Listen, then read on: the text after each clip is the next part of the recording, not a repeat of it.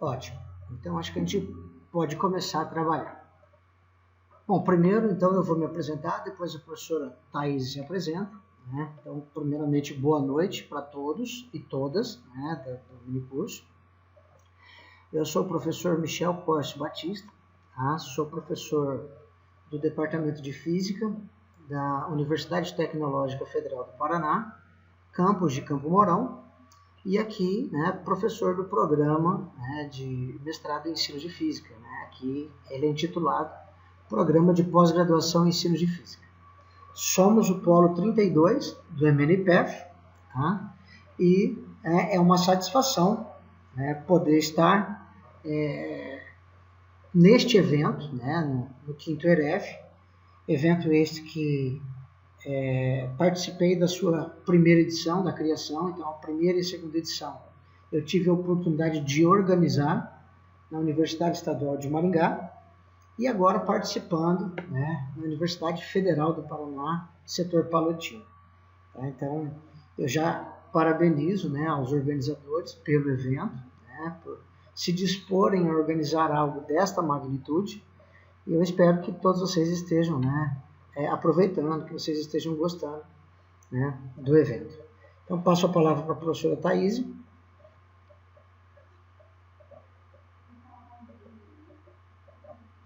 Seu microfone está fechado, eu acho, Thaís.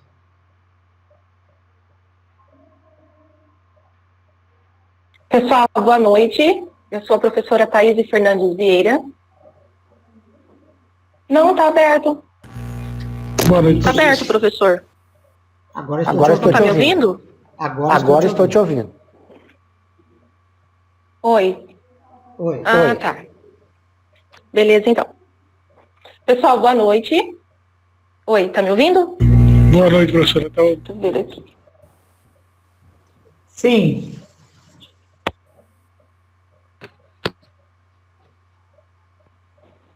Estão me ouvindo agora? Sim, pode se apresentar.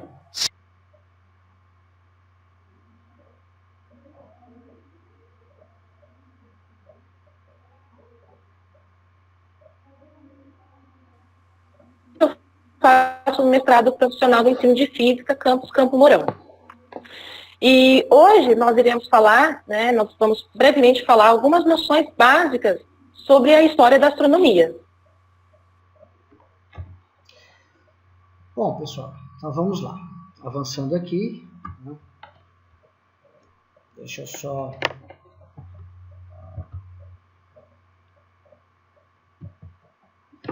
O objetivo da nossa fala, pessoal, desse minicurso que nós trazemos, né, é o seguinte. A história da astronomia, ela é bastante complexa, né, e bastante extensa. Então, nós escolhemos um momento histórico, tá? Que também é longo, diga-se de passagem, né? Mas nós escolhemos um momento histórico cujo objetivo é compreender o sistema de mundo geocêntrico e como é que esse sistema de mundo, né, passou a ser entendido pela comunidade científica como heliocêntrico. Então, apesar de estudarmos noções básicas de história da astronomia, nós temos todo um pano de fundo que em algum momento eu vou trazer à tona para a nossa conversa, que está ligado à epistemologia. Tá? Porque como se entende o avanço da ciência, aí quem dá conta disso é a epistemologia. Tá? Então, esse é um recorte que nós vamos começar bem antes da Revolução Científica e vamos terminar um pouquinho depois da Revolução Científica. Mas é para a gente ter uma noção, né, de como se pensava, né, essas questões, ou algumas questões importantes que hoje, infelizmente, nós estamos tendo que debater de novo. Né, como, por exemplo, a questão da Terra ser esférica. Então, eu vou trazer, né, junto com a professora Thaís, alguns elementos para a gente compreender um pouquinho, né, dessa passagem, tá, da astronomia ocidental e, a partir daí, compreender um pouquinho de epistemologia da ciência. Tá bom? Então, para isso, a gente preparou uma linha do tempo. Tá? Essa linha do tempo, ela vai trazendo alguns nomes que, de alguma forma, trouxeram contribuições para o olhar à astronomia. Tá? Então, é a partir de agora que a gente dá início, né, à nossa viagem aí pela história da astronomia, tá bom? Então, vamos lá. Manda ver, Thaís. Bom, então assim, a curiosidade do universo, ela já começa já desde os tempos dos primórdios.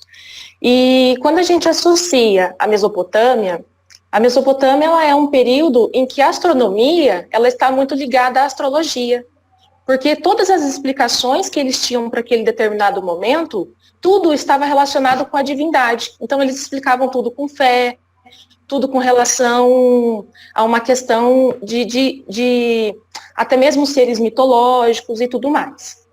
E aí, esse período nós estamos em torno aí mais ou menos de 4.000 anos antes de Cristo. E nesse período, as explicações, então, vão ser todas por meio de explicações relacionadas à divindade, tá? Sem ser por meio racional.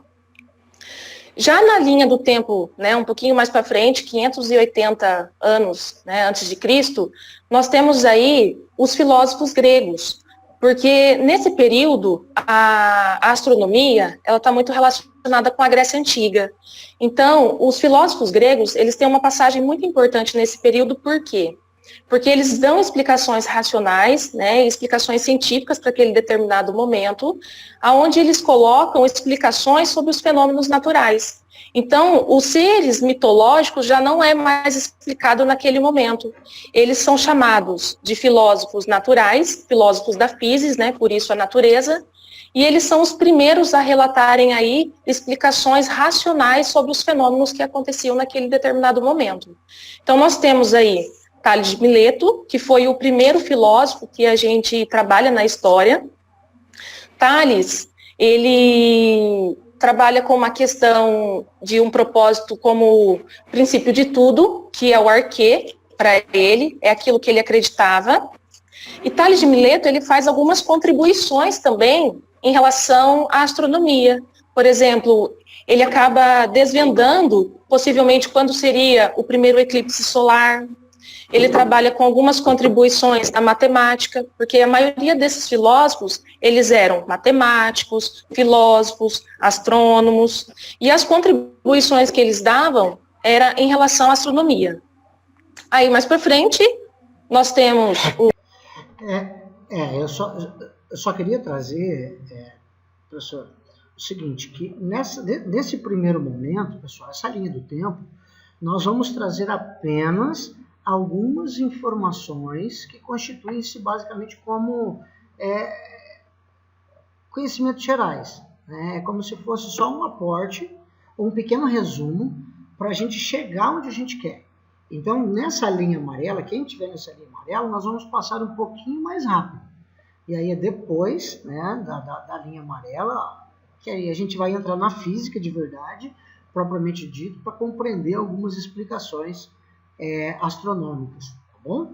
Então, nosso próximo é Pitágoras. Isso. Pitágoras também é um filósofo, um matemático, muito conhecido, porque o princípio que ele regia naquela época eram os números. Então, ele trabalhava bastante com essa questão da matemática, até hoje conhecido como Teorema de Pitágoras. Ele fundou a escola pitagórica, onde todos esses que eu vou falar na linha do tempo acabaram estudando nas suas escolas, né? Na escola que ele havia aberto. Ele descreve também o movimento dos astros como formas circulares naquela época. E para ele, as estrelas e os planetas, eles também são corpos circulares. Pode ir para o próximo. Isso. E aí eu tenho o Anaximandro, que diz assim, isso foi um recorte que nós tiramos de um livro, e no livro dizia assim, Anaximandro pensara que a Terra fosse cilíndrica e que vivíamos em sua face plana. Então eles acreditavam. Pode falar.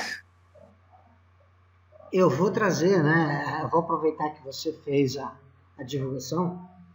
O livro do qual nós tiramos esses recortes é esse aqui, ó. Para explicar o mundo, a descoberta da ciência moderna. Então ele tem essa capinha preta aqui, né? Não sei se dá para ver direitinho. Vê aí para mim, Thaís, se é possível enxergar direitinho. É um pouquinho mais para baixo. Isso. Tá? Então, é uma boa para quem quer uma leitura que entende, que traga as noções de astronomia de uma maneira tranquila, gostosa, né, leve, né, sem a obrigação de ficar fazendo contas, né, apesar de ter contas, né, não estou querendo dizer que não tem conta não, veja só, a gente tem conta também no material, mas é uma forma muito, muito boa de mergulhar nesse universo da história da astronomia. Tá? Então, para explicar o mundo, a descoberta da ciência moderna. Tá? Então, depois, né, se vocês quiserem, a gente deixa no chat aí para vocês o título do livro. Tá bom? Desculpa, Thaís, te cortar. Não, imagina. Bom, embora o Anaximandro ele tivesse essa teoria, né, sobre essa face plana da Terra, a existência de alguns relatos de que ele foi o inventor do relógio solar. Exatamente. E aí, mais uma vez, né, se você me permite, tá? Eu vou trazer, durante a nossa fala, eu vou tentar trazer algumas réplicas, tá, históricas, seja do relógio ou dos outros objetos astronômicos, mas aqui eu tenho, veja bem, né, acho que é possível ver, você vai me balizando aí, Thaís, a questão da altura, se é possível ver. Então aqui eu tenho um relógio solar, né, do qual eu consigo, aqui na lateral, veja, aqui na lateral, acertar a latitude do lugar. Então, veja, nós estamos no hemisfério sul, aqui eu tenho a face sul. Aí, por aqui eu acerto a minha latitude, né? Latitude de Campo Mourão, 23,6 graus. Acertei a latitude. Aí eu viro a face da frente. Se vocês perceberem, aqui embaixo, olha só, tem a correção da longitude. O nosso marco zero é Brasília, né? Então aqui nós estamos, Brasília é 45 graus em relação ao Greenwich, que para nós no Brasil é o nosso marco zero. Então nós estamos aqui a 51,8 graus de longitude oeste. Então eu venho aqui e acerto, poxa, o que passou de 45? 51 passou, né, 6 de 55. Então eu vou lá de 0, eu vou até 6, longitude, acertei a latitude, acertei a longitude, é só eu colocar ele, né, na linha norte-sul e ele vai medir a hora certinha aqui para a cidade de Campo Mourão. Vamos supor o seguinte,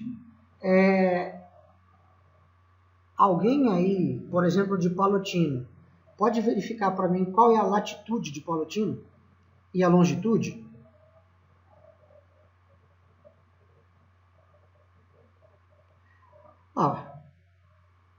Você está no computador aí, Thaís? Coordenadas de Palotina, Paraná. Só para a gente fazer um exemplo rápido aqui.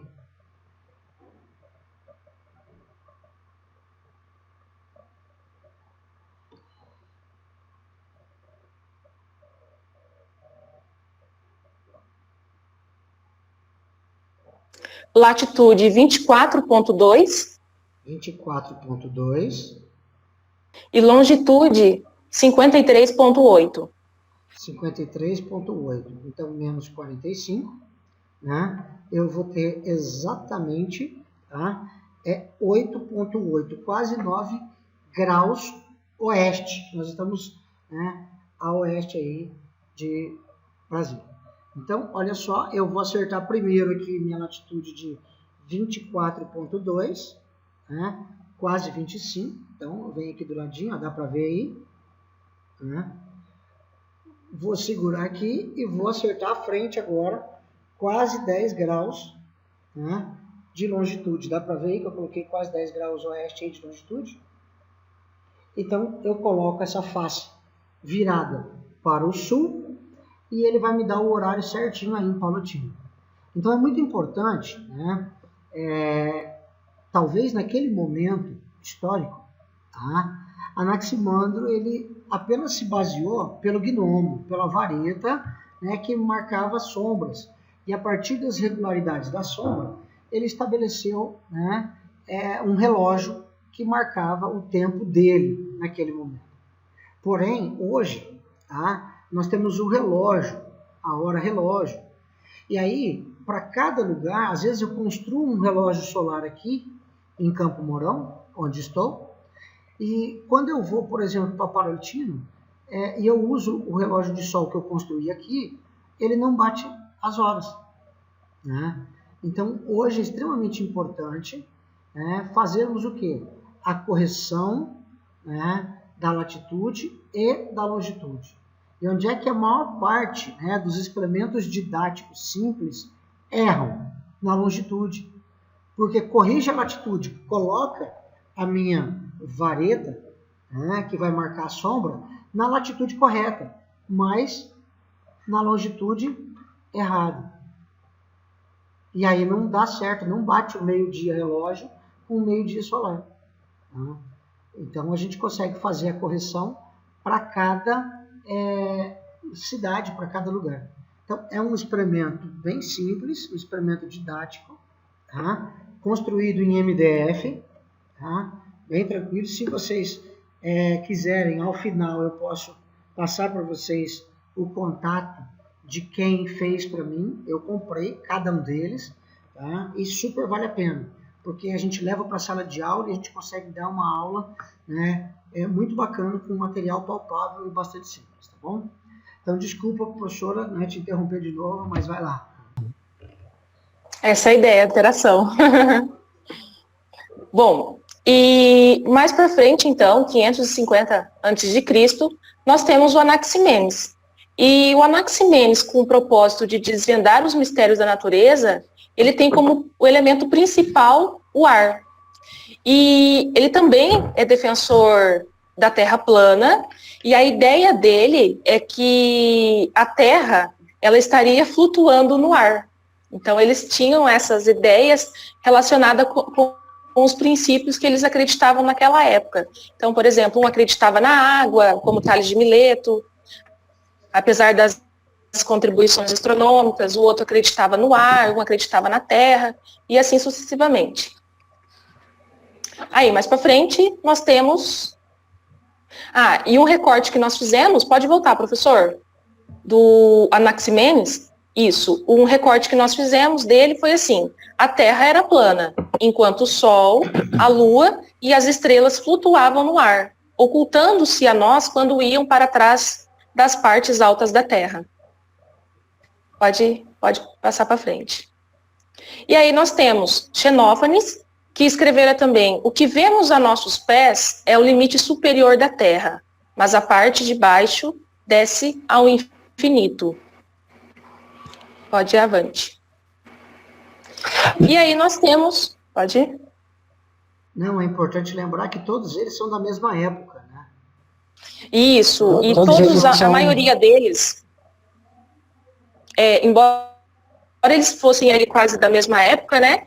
Eles estudaram particularmente nas mesmas escolas. Então, por exemplo, eu tenho Tales, Anaximandro, Anaximenes, estudando na escola jônica, por exemplo, porque Tales de Mileto, Anaximandro de Mileto e Anaximenes de Mileto, né? E esse sobrenome aí se difere, né, por conta da escola em comum que eles estudaram. E nós temos, nesse período, Demócrito, 550 anos antes de Cristo, e ele também afirma que a Terra ela era plana. E, embora eles falassem sobre isso, o Demócrito, por exemplo, ele defendia a ideia do atomismo, né? Ele acreditava que o universo ele era formado por átomos. Oi?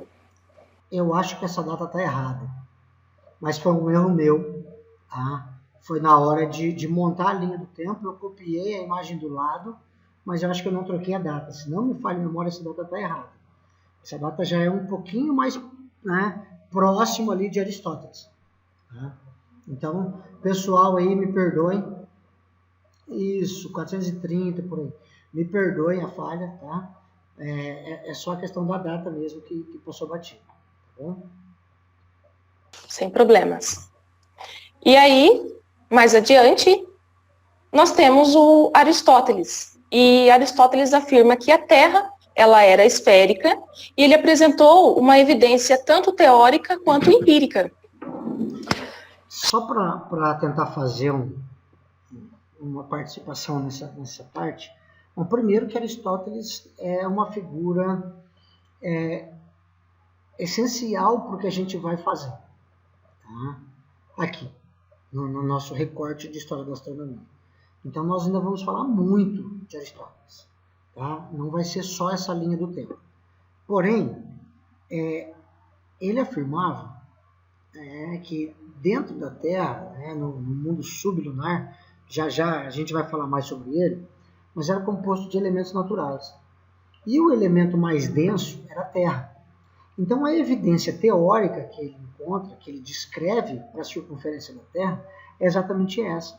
Então toda a Terra estaria concentrada, tá, na parte mais inferior, né, dessa esfera.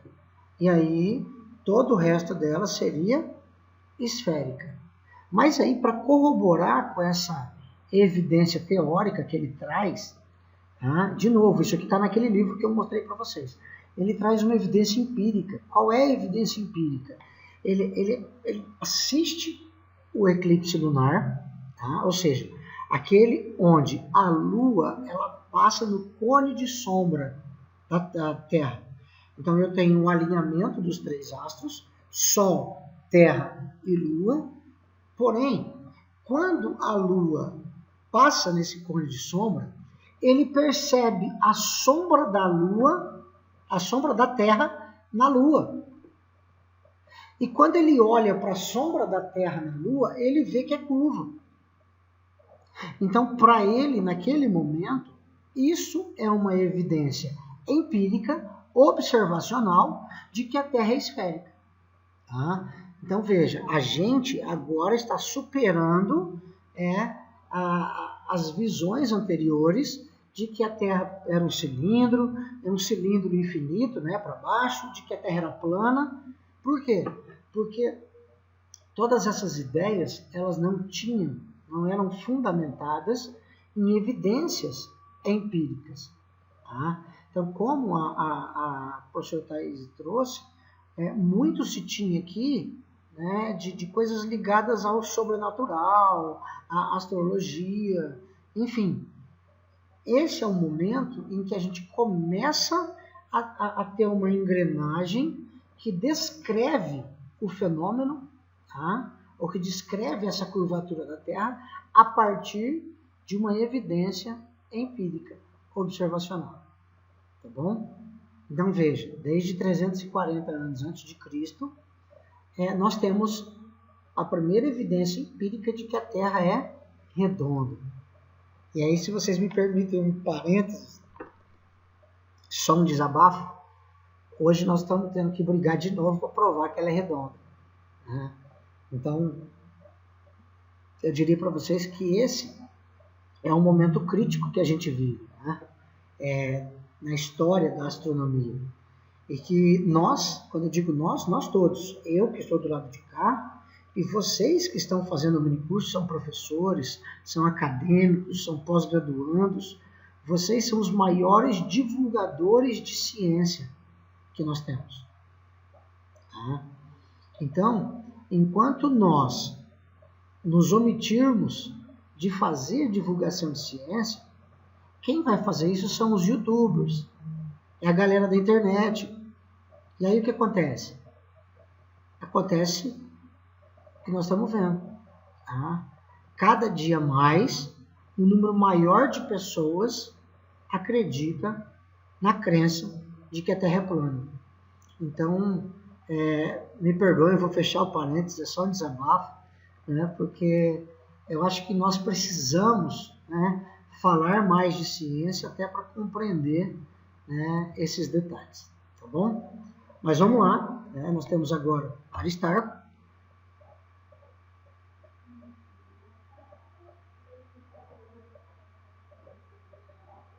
Isso, o Aristarco, ele calculou as distâncias relativas entre Sol, Terra e Lua, e Aristarco de Samos, ele também acaba elaborando, eu acreditava, né, vamos dizer assim, sobre a teoria heliocêntrica. Porém, como ainda não tinha como comprovar essa teoria, tudo fica muito embaixo dos panos, né? Então, ainda na história, ele é citado tudo, mas ele ainda não acaba sendo o grande mentor da teoria heliocêntrica. Nós acabamos não tendo registros, né? Nós acabamos não tendo registros hoje desse pensamento, né, de Aristarco. E aí nós temos Eratóstenes, né, em 220 a.C.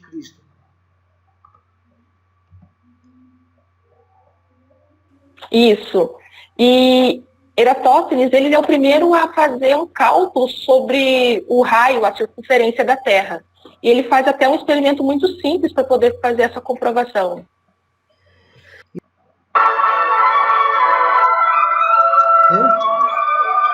Pode diminuir. Volta. Houve uma época em que nosso pequeno planeta parecia imenso, em que ele era o único mundo que podíamos explorar. O seu verdadeiro tamanho foi descoberto de um jeito simples e engenhoso por um homem que viveu aqui no Egito no 3º século a.C.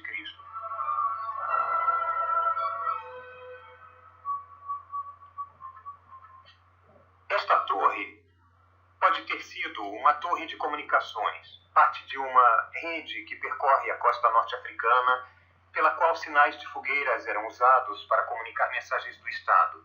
Ela também foi utilizada como um farol, um sinal de navegação para os navios ali no mar Mediterrâneo. Esta torre fica a cerca de 50 quilômetros a oeste do que outrora foi uma das maiores cidades do mundo, Alexandria. Em Alexandria, naquela época, vivia um homem chamado Eratóstenes. Um de seus contemporâneos invejosos o chamava de Beta, a segunda letra do alfabeto grego, porque ele dizia que Eratóstenes era o segundo melhor do mundo em tudo. Mas parece claro que, em muitos campos, Eratóstenes era alfa. Ele era astrônomo, historiador, geógrafo, filósofo, poeta, crítico de teatro e matemático. Também era bibliotecário-chefe da grande biblioteca de Alexandria. E, um dia, ao ler um pergaminho da biblioteca, ele encontrou um relato bastante curioso.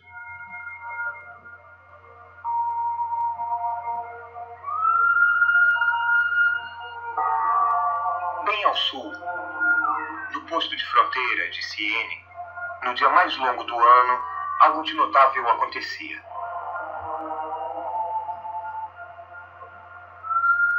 Em 21 de junho, a sombra de uma coluna ou de uma vareta encurtava com a aproximação do meio-dia.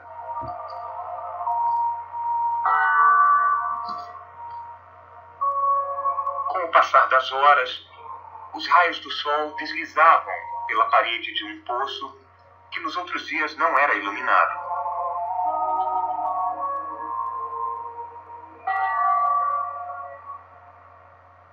Então, precisamente ao meio-dia, as colunas não projetavam sombra e o sol brilhava diretamente no fundo do poço.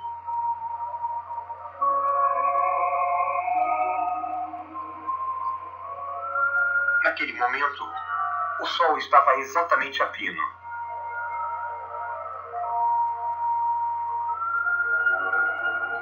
Foi uma observação que outra pessoa teria facilmente ignorado. Varetas, sombras, reflexos em poços, a posição do sol, assuntos simples do dia a dia, que importância possível poderiam ter? Mas Eratóstenes era um cientista, e sua contemplação desses assuntos caseiros mudou o mundo, de certo modo fez o mundo. Por Eratóstenes ter tido a presença de espírito, de experimentar, de realmente perguntar por que aqui, perto de Alexandria, uma vareta projeta uma sombra perto do meio-dia em 21 de junho. E acontece que elas projetam mesmo. Uma pessoa excessivamente cética poderia ter dito que o relato de Siene estava errado. Mas é uma observação absolutamente franca. Por que alguém mentiria sobre tal assunto? Eratóstenes se perguntou como podia, no mesmo instante, uma vareta em Siene não projetar sombra e uma vareta em Alexandria, 800 quilômetros ao norte, projetar uma sombra diferente. Aqui está um mapa do Egito Antigo. Eu inseri duas varetas ou obeliscos, um aqui em Alexandria e um aqui em Siene. Se em um certo instante cada vareta não projetar sombra alguma, isso é perfeitamente fácil de entender se a Terra for plana.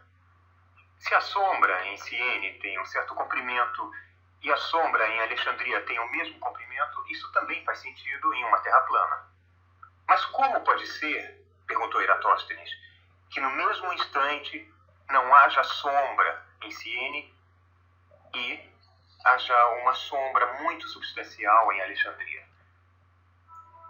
A única resposta era que a superfície da Terra é curva. Não só isso, mas quanto maior a curva, maior a diferença nos comprimentos das sombras. O Sol está tão distante, seus raios ficam paralelos quando atingem a Terra. Varetas em ângulos diferentes para os raios de Sol vão projetar sombras de comprimentos diferentes. Para a diferença observada nos comprimentos das sombras, a distância entre Alexandria e Siene tinha que ser de 7 graus ao longo da superfície da Terra. Com isso, eu quero dizer que se você imaginar essas varetas se estendendo até o centro da Terra, elas fariam uma interseção em um ângulo de cerca de 7 graus. Bom, 7 graus é mais ou menos 1/50 da circunferência total da Terra, 360 graus. Eratóstenes sabia a distância entre Alexandria e Siene. Sabia que eram 800 quilômetros. Por quê? Porque ele contratou um homem para contar os passos dessa distância toda para que ele pudesse realizar o cálculo de que estou falando. Bom, 800 quilômetros vezes 50 dá 40.000 quilômetros. Então, essa deve ser a circunferência da Terra. Esta é a maior distância que se pode percorrer na Terra. Esta é a resposta certa. As únicas ferramentas de Eratóstenes foram varetas, olhos, pés e cérebro. Mas o entusiasmo pela experimentação. Com essas ferramentas, ele deduziu corretamente a circunferência da Terra com alta precisão, com um erro de poucos %. Este é um ótimo cálculo para 2.200 anos atrás. Então, pessoal, me perdoem aí pelo vídeo, mas eu sou fã do Carl Sagan. Então, acho que foi claro, é um vídeo bem simples e direto. E que é curtinho e que você, professor, pode usar em sala de aula. Pode fazer um experimento. Você consegue fazer isso com... não vou usar papel cartão não, mas... Imaginemos... Tem um outro papel. Não é um papel, é quase um papelão, um pouquinho mais grosso, que você consegue a curvatura. Tá? Então dá para fazer isso, a gente fixa, né, as varetas, os obeliscos com cola quente, por exemplo, dá para fazer em papelão, e isso a gente consegue levar para a sala de aula, levar os alunos para a quadra, para o sol, e mostrar para eles.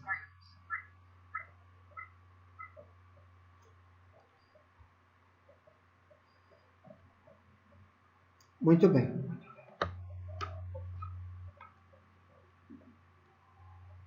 Deixa eu só tentar acertar meu áudio aqui. Oi. Vamos ver se melhorou. Beleza. Então, o experimento de Eratóstenes... só um pouquinho. Não melhorou. Eu preciso vir aqui... e fechar aqui. Pronto. Agora sim.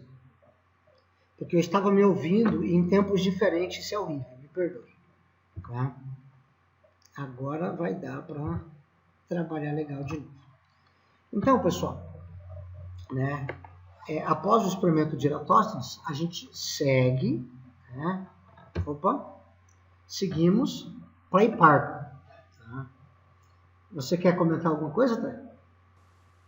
Sim, eu quero acrescentar que o Hiparco, ele descobre aquele movimento de precessão, que é aquele movimento próximo com o do peão, né? Que não é, na verdade, uma circunferência, né?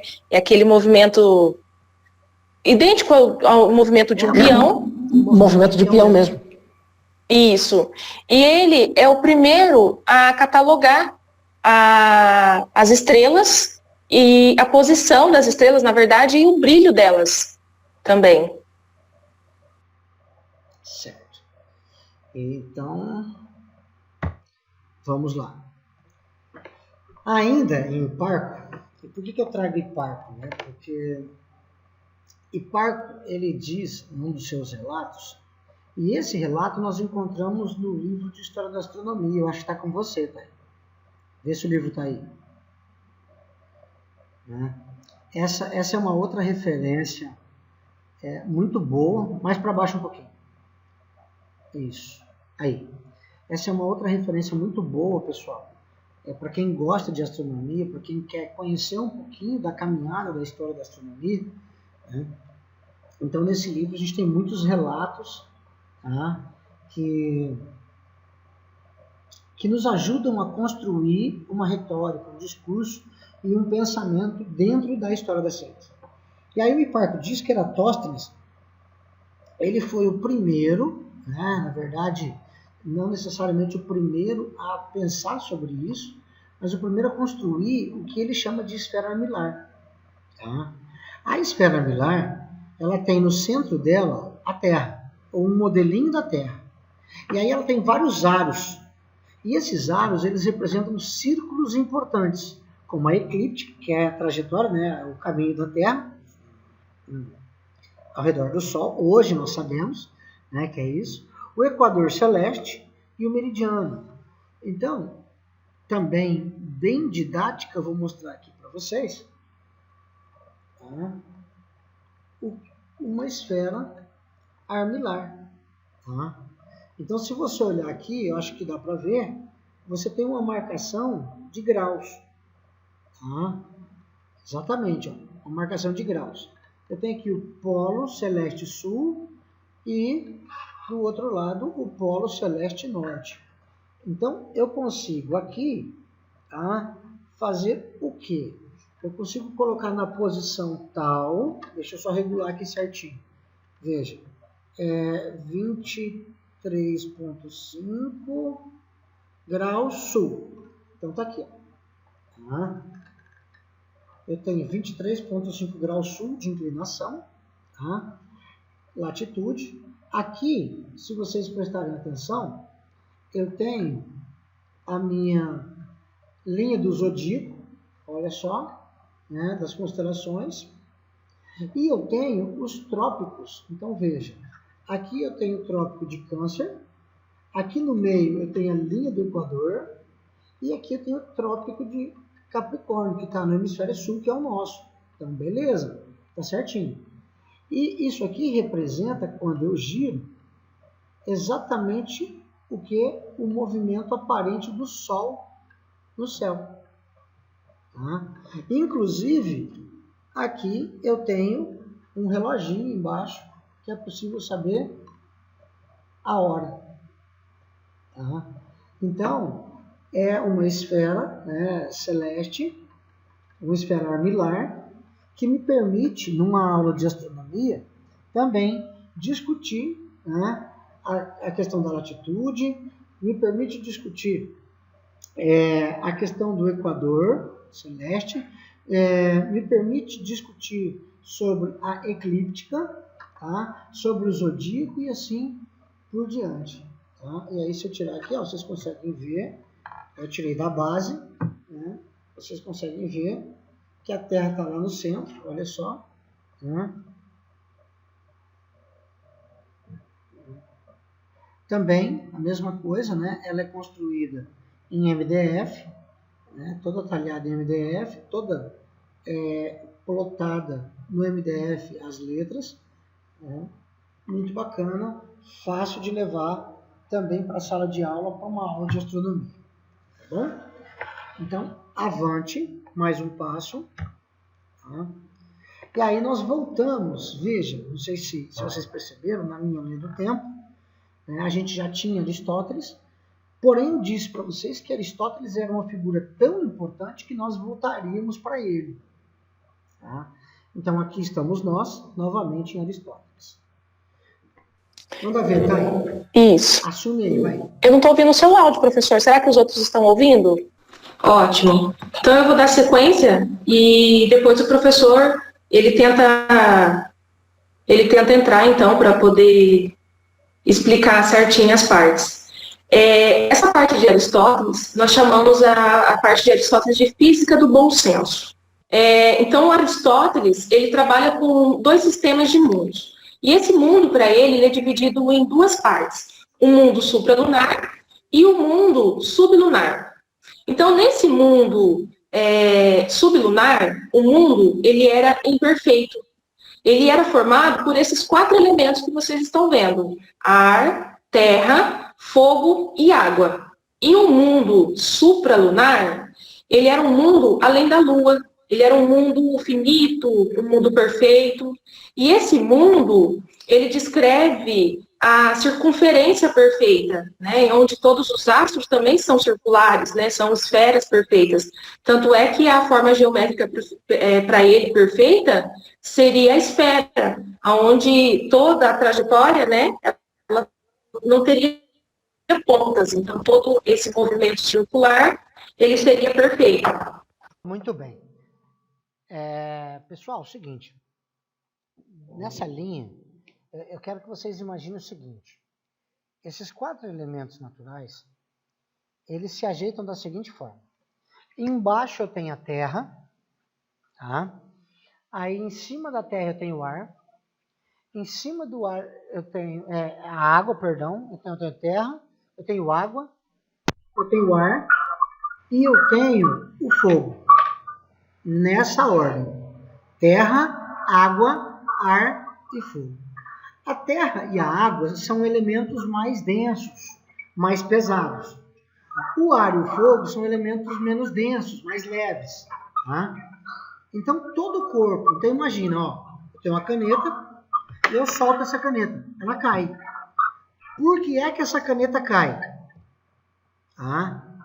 Essa caneta cai pelo seguinte, porque na sua constituição eu tenho a maior parte do elemento terra. E o lugar natural do elemento terra, onde é? Embaixo. Naquele momento, hoje, se eu perguntar para um aluno, por que essa caneta cai? Ele vai falar para mim assim, gravidade, professor. Tá? Naquele momento, não se tinha noção de gravidade. Gravidade vem 2000 anos depois. Tá? Então, um corpo caía porque na sua constituição ele tinha a maior parte em elemento terra. E onde é o lugar natural do elemento terra? Embaixo. Então a caneta busca o seu lugar natural. Então o que acontece? Todo movimento que acontecia, como por exemplo da caneta, ao soltar a caneta, ela cai sozinha. Ela cai naturalmente, ou buscando o seu lugar natural. Esse movimento, Aristóteles chamava de movimento natural. Tá? Agora, quando eu pegava um corpo, que pode ser essa caneta, eu arremesso ele para frente ou para cima, tá? Este corpo é de elemento terra, mas eu joguei ele para um outro lado, que não é o lugar natural dele. Então, este movimento era chamado de movimento violento. Então, eu dei um exemplo bem simples, até me perdoem, mas era para a gente entender, para a gente tentar compreender a ideia, pelo menos. Tá bom? Bom, dentro dessa linha, eu quero fazer o seguinte. Eu vou primeiro para essa equação, depois eu volto. Tá? Então, de acordo com a física aristotélica, todo corpo que se move naturalmente, tá? Movimento natural, ele se move com uma determinada velocidade. Essa velocidade ela é constante. Porém, e eu acho que isso é muito importante a gente trazer para a nossa discussão. Porém, esta velocidade constante, ela depende de dois fatores. O primeiro fator hoje nós chamamos de peso, de massa, né? É uma característica do corpo, vou usar o termo massa hoje. Tá? Naquela época eles chamavam de grave. Tá? Então hoje, vamos entender assim, quanto maior a massa de um corpo, maior o grave, é equivalente, vamos dizer assim. Então, se a massa do corpo fosse grande, ele cairia com mais velocidade do que um outro corpo com uma massa pequena, com uma massa menor. É por isso, e é daí que vem aquela concepção que muitos dos nossos alunos de ensino fundamental e ensino médio possuem.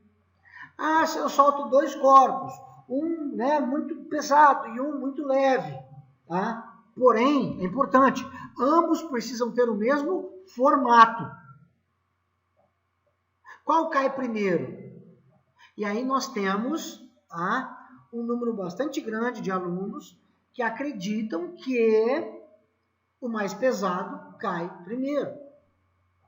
Por quê? Essa é uma concepção aristotélica, veja. A velocidade de queda depende da massa. Quanto maior a massa, maior a velocidade. Então, se eu tenho um corpo mais pesado, ele vai ter mais velocidade, consequentemente, ele vai chegar no chão primeiro. Essa é uma explicação aristotélica. E a gente tem aluno que dá essa explicação até hoje. Tá? Não fiquem surpresos. Eu já tive aluno da engenharia que no primeiro dia de aula, numa conversa informal, num bate-papo, eu jogo a questão e alguns deles respondem que o mais pesado chega primeiro. Então, é uma concepção, eu não sei se eu deveria dizer que é uma representação, eu não vou chamar de representação não, mas é uma concepção, né, que muitos têm a respeito do movimento dos corpos. Tá? A questão é que essa explicação poderia ser boa lá em 340 anos de Cristo, mas nós estamos agora em 2020, depois de Cristo. Então essa explicação já não dá mais conta do que a gente tem. Tá? Enfim, o que é o R? R é a resistência do meio. Ou seja, eu vou tentar criar um exemplo aqui só para a gente entender essa ideia. Imagine que eu pegue uma bolinha de metal, uma bolinha de gude, uma bolinha de aço, tá? Uma esfera. E aí eu solto essa bolinha aqui no ar. E eu cronometro, eu meço o tempo de queda dessa bolinha. Da altura que eu coloquei até o chão. Vou medir um tempo 1. Se eu pegar essa mesma bolinha e colocá-la na água, na mesma altura que eu soltei do ar, em relação ao fundo, e soltá-la na água e cronometrar, ela vai demorar um tempo diferente do ar. Por quê? Porque a água é mais densa do que o ar. Teoricamente, oferece maior resistência à descida da bolinha. Então, a concepção aristotélica naquele momento não tinha a ver com a água, mas tinha a ver com o ar. Porque todo corpo que se move naturalmente se move no ar. Então o ar oferece resistência. Então essa velocidade ela é diretamente proporcional à massa e inversamente proporcional à resistência do meio. Tá? Então só está aqui, tá? Para a gente. Tá? Só que no vácuo, ou seja, aqui eu dei o exemplo de um movimento dentro da Terra, no mundo sublunar. Imaginemos que agora a gente vai olhar para o céu, a gente vai olhar para o espaço e a gente vai tentar entender o movimento dos corpos celestes, o movimento do planeta, por exemplo. E aí, lá eu tenho vácuo. Só que no vácuo, a resistência do meio é zero. E o que acontece, pessoal? Se eu pegar essa equação que vocês estão vendo aí, eu colocar zero nela, no lugar do R. Vai ficar uma velocidade, tá, proporcional a uma massa, beleza, dividido por zero. E nós sabemos que se o r for muito, muito, muito pequeno, tendendo para o zero, a velocidade vai ser muito, muito, muito grande, tendendo ao infinito. E isso não era possível. Eu não posso ter um movimento com uma velocidade infinita. Não dá. É aí que eu vou precisar voltar no slide anterior. E para explicar o movimento dos corpos celestes, Aristóteles recorre ao que nós chamamos de quinto elemento, que é o éter. Então, o ar está dentro da Terra, beleza? Tá? Agora, e lá, fora da Terra? Tem que existir um meio, porque senão a velocidade de um planeta em volta da Terra vai ser infinita, e isso não pode. Então, o meio que passa a existir é o éter, que é um meio que eu não vejo, eu não sinto, eu não toco, tá? Eu não cheiro, tá? Porém ele existe. Ele existe porque é a partir da existência do éter que eu consigo, tá, justificar o movimento dos planetas, o movimento dos corpos celestes. Tranquilo? Então veja, são detalhes extremamente importantes em Aristóteles. Tá? Primeiro, ele divide o sistema em dois mundos. O mundo abaixo da Lua, que é o mundo sublunar, e o mundo acima da Lua, que é o mundo supralunar. O mundo sublunar é imperfeito, é corrupto. O mundo supralunar é perfeito. E a perfeição está ligada à esfera. Então, os corpos celestes, todos, são descritos como esferas perfeitas. Tá? Inclusive, lá em Galileu, ele pergunta para o seu discípulo, eu vou voltar nisso depois, Sagredo, como foi que Aristóteles descreveu a Lua? E Sagredo diz, como uma esfera de cristal perfeita. É assim que se via. Tá? E todos esses corpos, da Lua para fora, para frente, descreviam a trajetória circular. Porque o círculo era a trajetória perfeita. Tá? Porque ele não tinha fim. Ele começava e terminava nele mesmo. Tá? Então, era considerado, naquele momento, a trajetória perfeita. E aí eu vou avançar um pouquinho, que já foi. Tá? Aristóteles, tá? Ele pensava e acreditava que a Terra era o centro do universo. Tá? E que os planetas, o Sol e as estrelas giravam ao seu redor.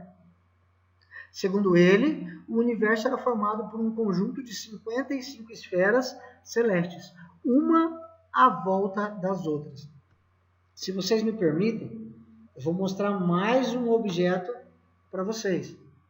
Tá? Então veja, me perdoem aí, né? Eu vou precisar da ajuda da Thaís. Thaís, me diz aí a respeito da altura. E pessoal, se de repente algum de vocês, né, tiverem alguma pergunta, alguma coisa, você pode abrir o seu microfone e fazer a pergunta sem problema nenhum, tá?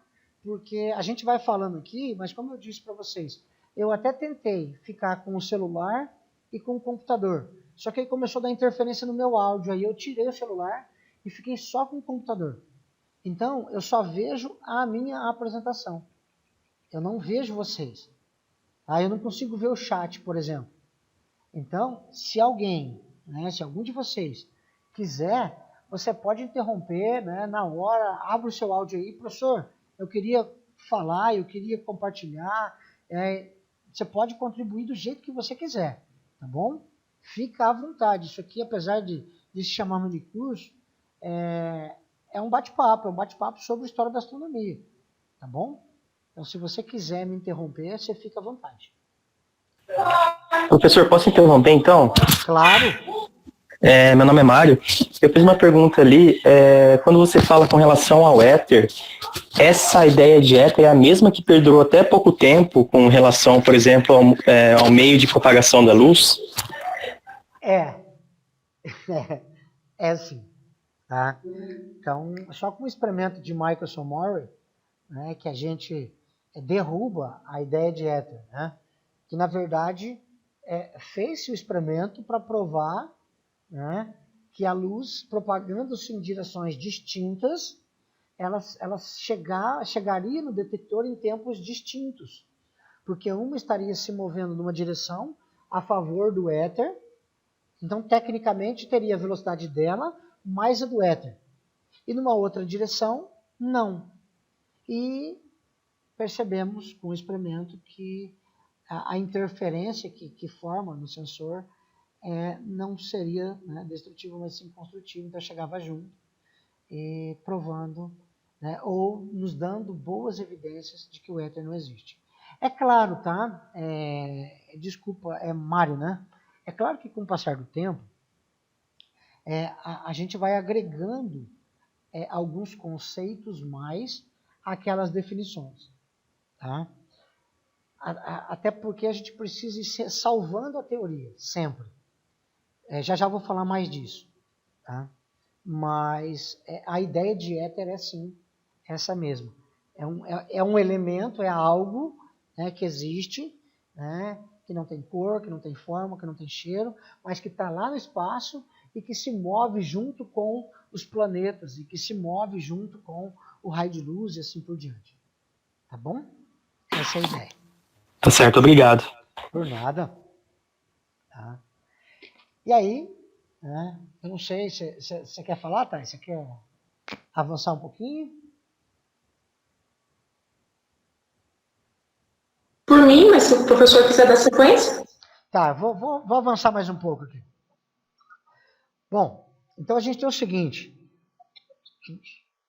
Veja, que até agora eu estava em uma ciência feita antes de Cristo.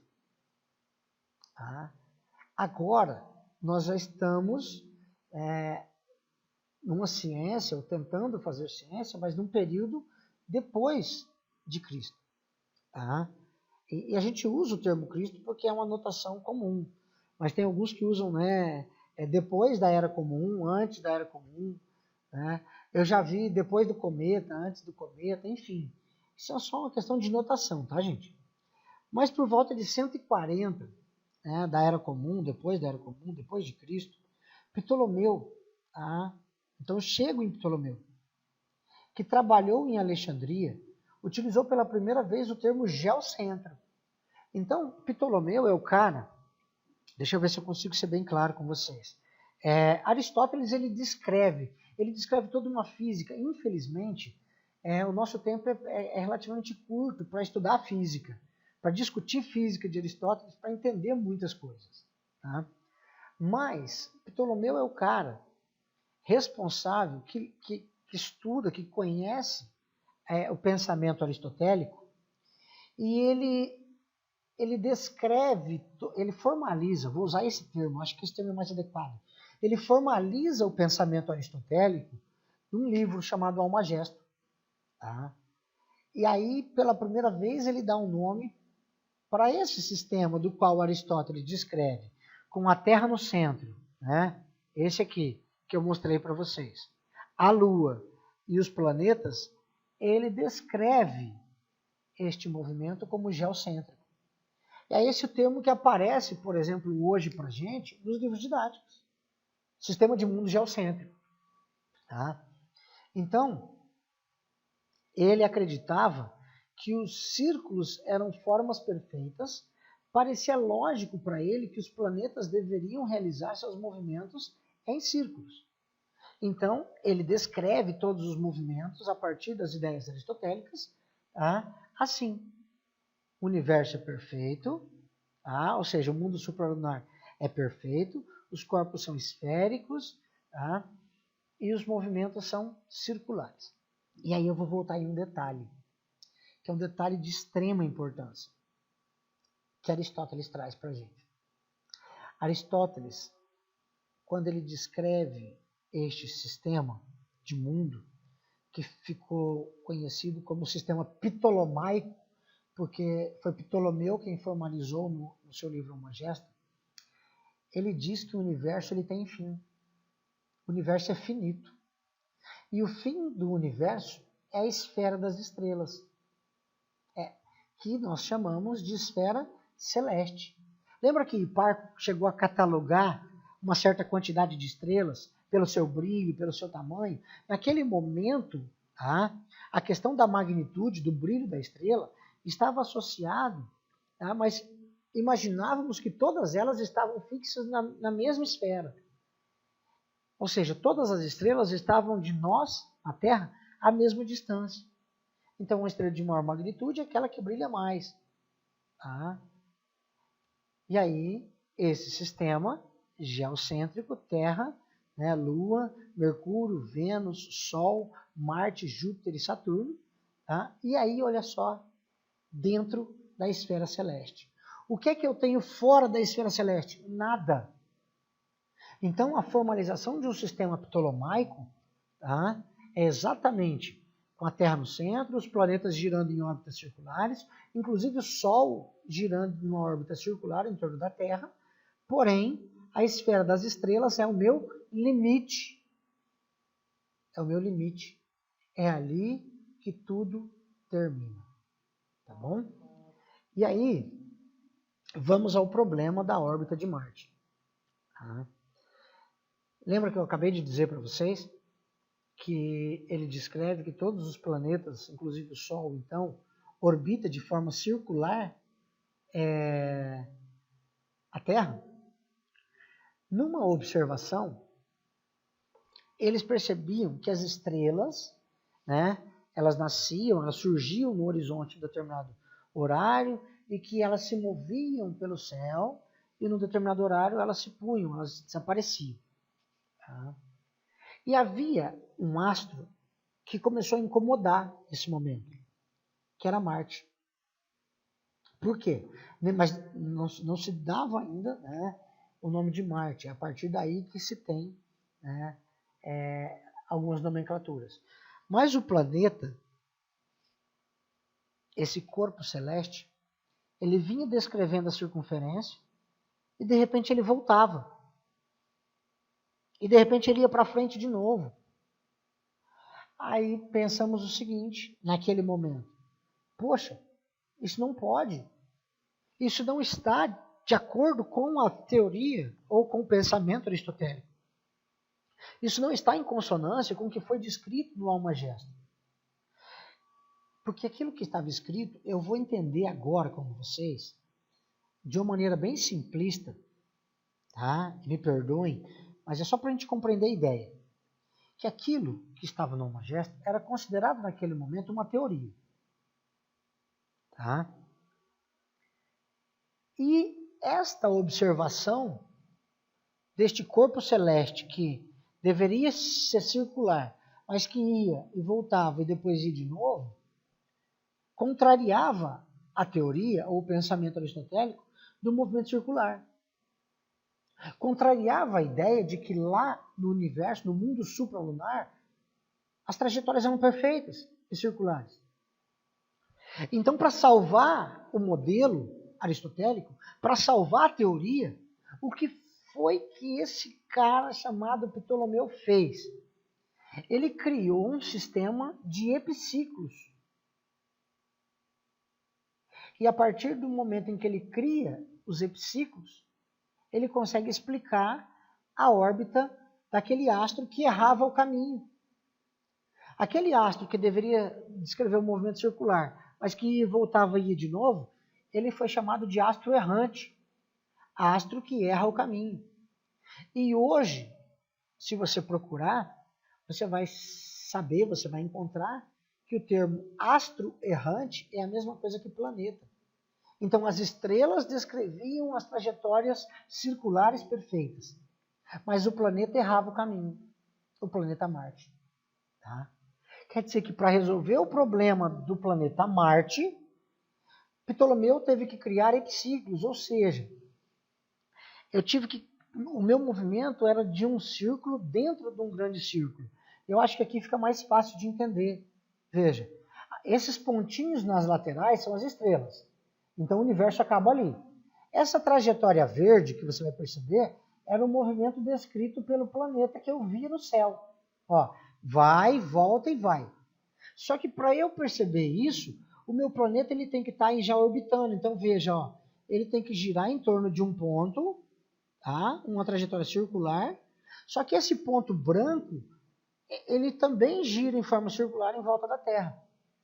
A este círculo, dentro daquele grande círculo, Ptolomeu chamou de epiciclo. Então, fez-se um modelo de muitos epiciclos para conseguir salvar a teoria do movimento circular. Tá? E aí eu vou só abrir um parênteses aqui. Afonso X, tá? ele escreve, né, num dos seus manuscritos aí, que você acha na internet fácil, o seguinte, abre aspas, se Deus Todo-Poderoso me tivesse consultado antes de ter empreendido a Terra, de ter criado tudo, ter-lhe-ia eu sugerido algo mais simples.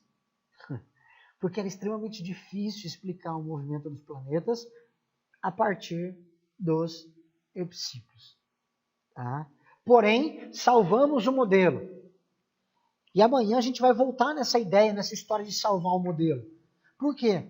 Porque quando a gente trabalha dentro do modelo, a gente está trabalhando, fazendo ciência normal. A gente está trabalhando dentro do que a gente chama de paradigma. Dentro do mesmo paradigma. Tá? Enquanto a gente não encontra um problema que abala essa teoria que a gente conhece, a gente está trabalhando dentro do paradigma. Então, tudo que a gente faz é para salvar a teoria existente. É para salvar o paradigma. Então, dentro da ideia de epistemologia, né, e aí o meu referencial nesse momento é Thomas Kuhn, para vocês, eu poderia usar outro, Lakatos, Feyerabend, enfim. Né? Porém, eu gosto do Kuhn, eu acho que ele explica bem essa parte da revolução científica e é perfeitamente plausível de entender. Então, o que fizemos aqui foi ciência normal. Ptolomeu fez ciência normal para manter, para trabalhar, para sustentar o paradigma que era aristotélico. Tá bom? E aí, Ptolomeu, eu vou trazer uma ferramenta, uma outra ferramenta, a gente já viu, o relógio de sol, a esfera armilar. E Ptolomeu, ele trabalha com o astrolábio. Então, a esfera armilar era em 3 dimensões. O astrolábio, vou trazer aqui para vocês. Dá para ver, Thay? Verifica aí para mim. Um pouquinho mais para cima. Mais. Aí. O astrolábio, pessoal, é um instrumento em que eu conseguia observar um astro a partir, desse orifício, e aqui eu tinha a posição angular desse astro. Tá? Eu tinha uma determinada angulação. Esse astrolábio é bem simples. Eu tenho um outro aqui, um pouquinho mais complexo. Tá? Esse astrolábio ele representa a abóbada celeste do movimento. Dessa forma, é formado por várias partes que retratam latitudes, as estrelas, as constelações. Então aqui a gente consegue perceber tudo isso. Tá? Eu tenho latitude, eu tenho, se eu olhar do outro lado, mesma coisa. Ó. Então eu tenho uma série de coisas que eu consigo perceber utilizando o astrolábio. Tá? Então, se eu virar novamente do lado de cá, eu consigo mexer na minha constelação, eu consigo mexer na minha indicação. Tá? Esse é um astrolábio medieval. Beleza? Muito bem. Vamos avante. Mais um instrumento astronômico aí. E antes,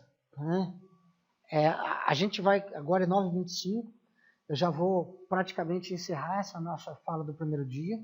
Então, no primeiro dia nós estamos discutindo, a gente está tentando entender um pouquinho de um sistema de mundo geocêntrico. Qual era a física desse sistema de mundo? Como é que esse sistema de mundo era descrito?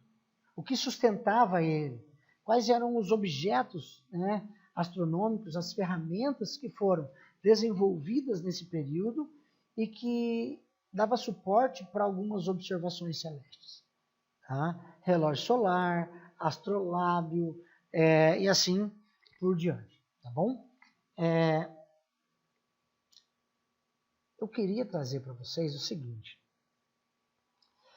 Já eu não coloquei no slide, porque eu acho que isso aqui é só um bate-papo mesmo. Então eu vou até tirar o slide, só para avançar um pouquinho com vocês, mas eu queria ver vocês. Tá? Então vou parar a minha apresentação. Tá? Isso.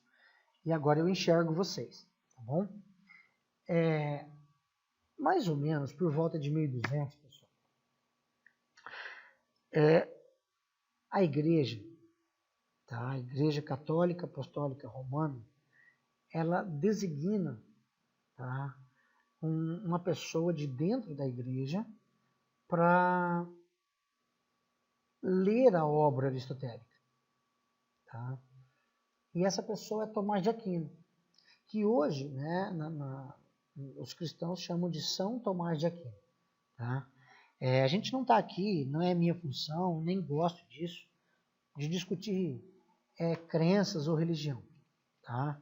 A minha função é discutir um pouquinho de história da ciência. Então, tudo que eu vou trazer aqui para vocês, hoje e amanhã, você encontra nos livros que eu mostrei. Tá? Você encontra aqui, nesse livro. Amanhã eu vou trazer uma outra referência para vocês também, nesse livro que a Thaís mostrou, de História da Astronomia. Então, São Tomás de Aquino, ou apenas Tomás de Aquino, lê Aristóteles. E ele interpreta Aristóteles para a Igreja Católica. Tá? Então, faz muito sentido, né? É isso que ele percebe com o que Aristóteles disse. Porque ele vai ler Aristóteles com o pensamento da igreja. Então, quando Aristóteles fala que a Terra é o centro do universo, que num dos livros que eu citei utiliza o termo cosmo, enfim, né? Para a igreja, isso é muito importante. Por quê? Porque o homem, ele foi criado à imagem e semelhança de Deus. Tá? E o homem vive na Terra. Portanto, a Terra é o centro do universo. E o homem acaba sendo o centro de todas as criações de Deus. Tá? Então, essa é a primeira coisa importante que a gente precisa se atentar. Tá? Então, por volta de 1200, não vou saber a data exata, talvez amanhã eu traga para vocês, né? Mas essa interpretação é feita. E outra, talvez a mais interessante. Aristóteles disse, Ptolomeu, tá? ele registra no Almagesto que o universo tem fim. E o fim do universo é a esfera celeste. Então, onde é que está Deus nesse momento?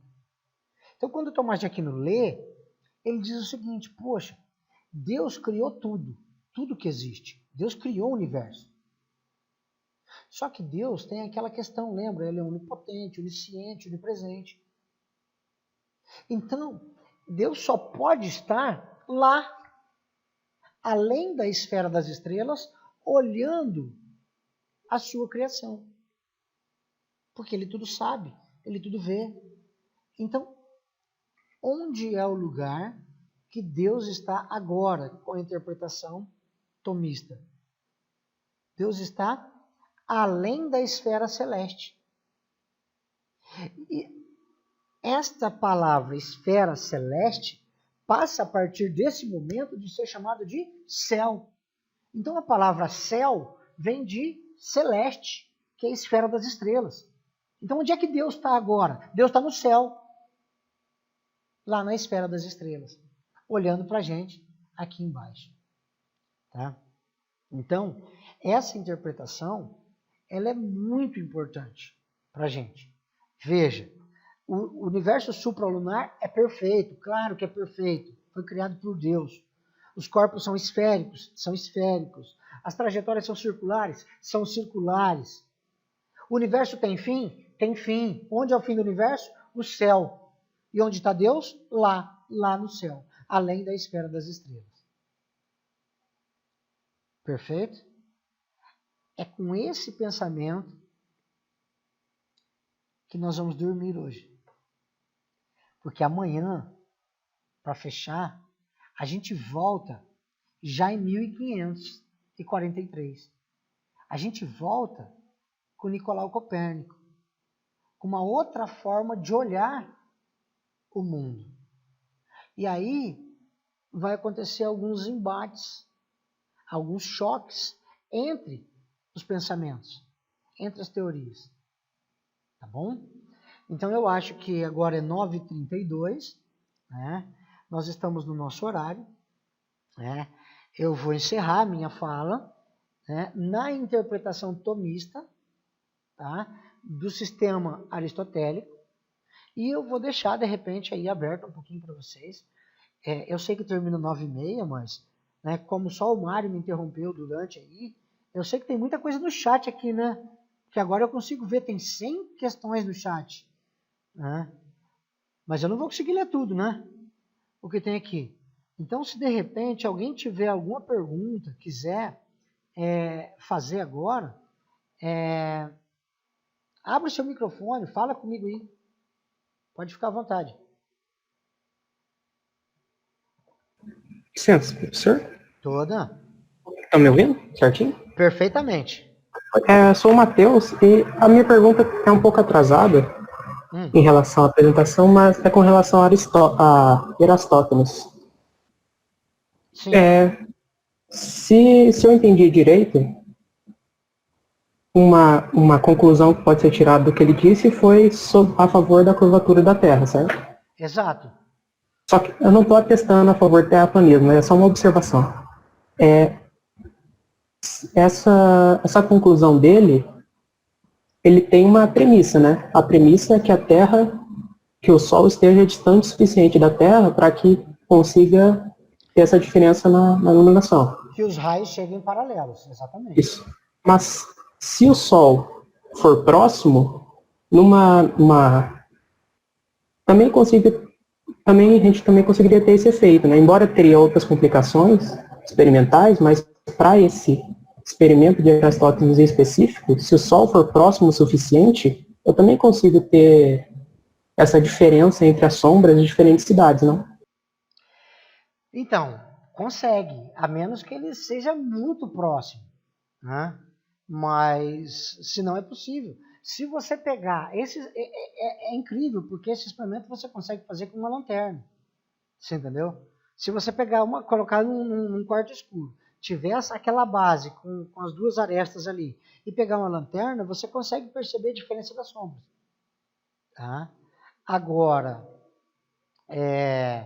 naquele momento, quando Eratóstenes escreve sobre isso, faz esse experimento, Aristarco ele já havia, né, trabalhado alguns cálculos de distância relativa entre a Terra e o Sol.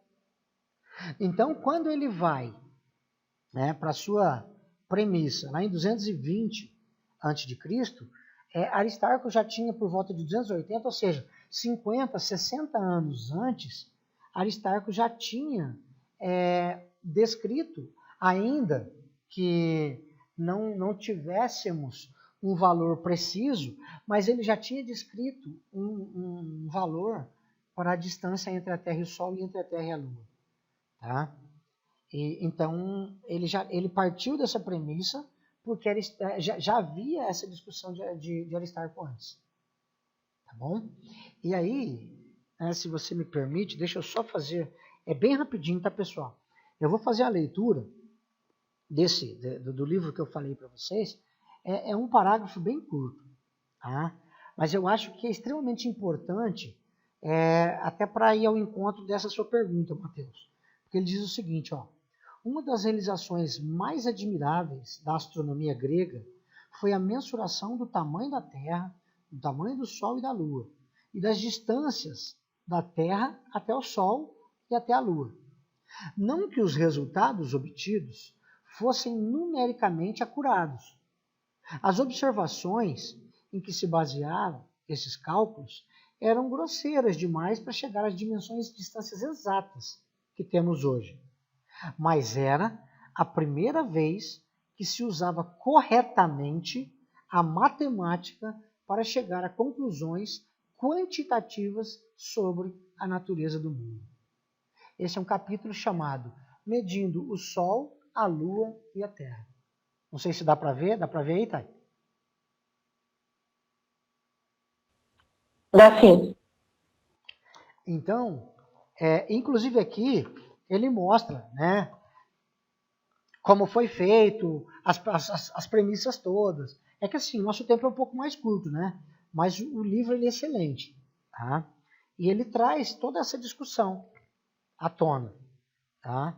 Só que, como ele já tinha esse conhecimento anterior de Aristarco, então ele subentende que os raios solares chegavam na Terra de forma que pudessem ser interpretados como paralelos. Entendi, obrigado, professor. Por nada. Mais alguém, pessoal?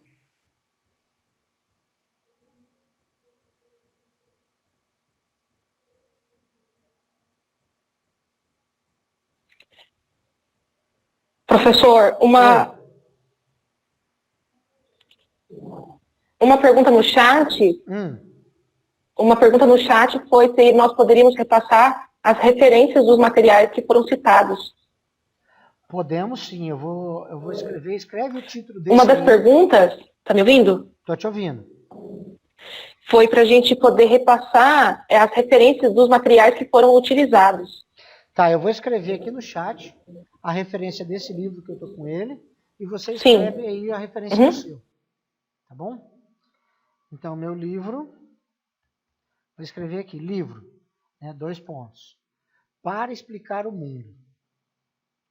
Para explicar o mundo, tá? A descoberta da ciência moderna.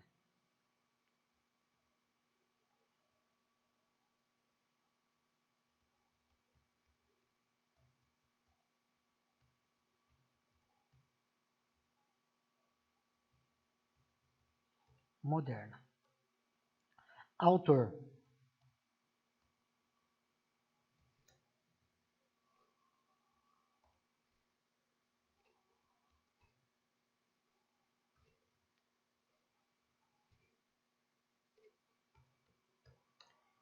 Tá lá. E o vídeo, gente, você precisa digitar no Google apenas, deixa eu ver aqui, vídeo. Vídeo. Então você digita lá no Google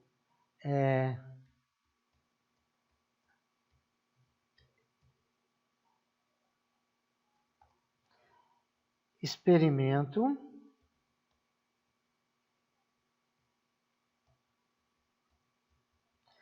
Eratóstenes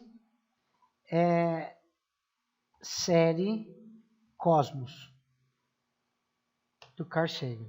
É maravilhoso. E o contato dos materiais que eu usei, né, do meu relógio solar, né, e, enfim, nós temos o que vocês precisarem tem. Tá? Contato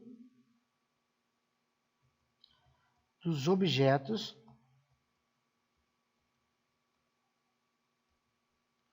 astronômicos. Anderson Trogelo. Deixa eu ver se eu tenho um e-mail dele aqui. Fácil.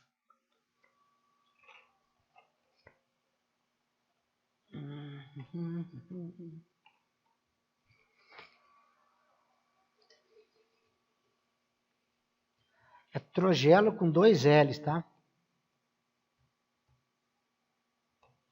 O e-mail dele é trogelo@hotmail.com.